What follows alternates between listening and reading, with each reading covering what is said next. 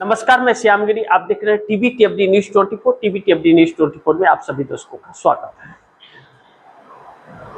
NDA गठबंधन का बगावत बढ़ रहा है और बगावत इतना बढ़ गया है कि अब बड़ी मुश्किल वक्त से मोदी सरकार गुजर रही है।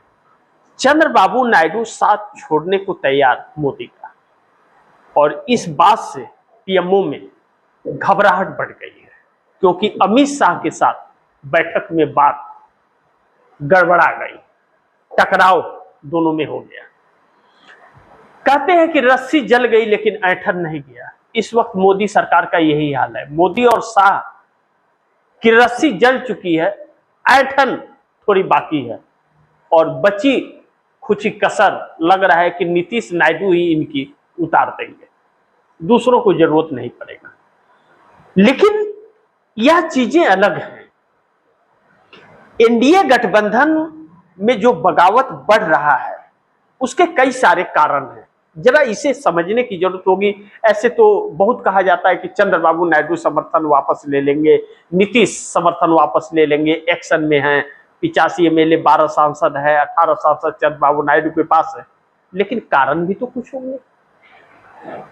अब जब किसी भी पार्टी के अस्तित्व को आ जाए, किसी का साथ दे रहा है और उसकी पार्टी के अस्तित्व पर आ जाए, तो लोग अपने पार्टी को पहले बचाएंगे, बाद में सहयोगी दल को। इस वक्त नरेंद्र मोदी का चेहरा धूमिल हो चुका है, उनके जादू खत्म हो चुके हैं, उनके रंग उतरने लगे हैं। और अमित शाह की जो चाणक्य नीति कही जाती थी, चाणक्य कहे जाते थे, जिसके वजह से वही साथ छोड़ गया। आप दर्शक याद कीजिए कि राज्यसभा के अंदर कांग्रेस हो या संजय सिंह हो, राज्यसभा सांसद, बार बार कहते थे कि 2 घंटे के लिए ईडी हमें दे दीजिए, मैं बताता हूं कि सरकार किसको किसको जेल में डालती है। 2 घंटे के लिए ईडी दे दीजिए और अमित शाह चाणक्य नीति अपनी दिखा दे, नसें ढीली हो जाएंगी।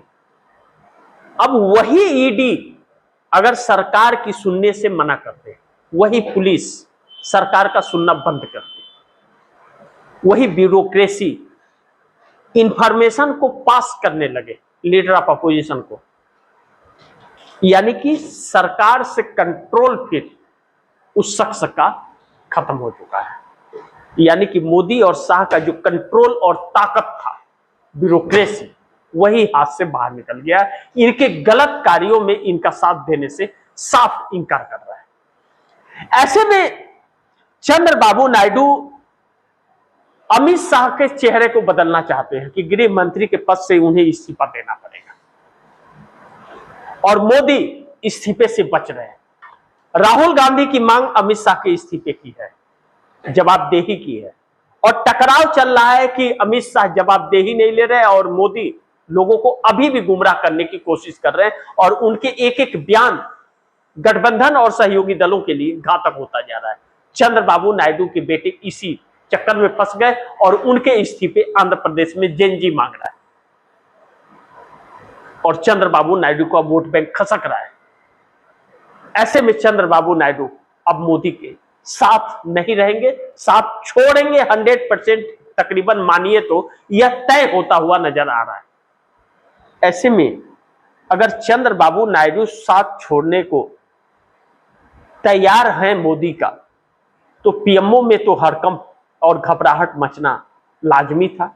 लेकिन तब तक नीतीश एक्शन लेने के लिए तैयारी में अपने 85 एमएलए, 12 सांसदों के साथ हों, तो समस्या बढ़ जाती है।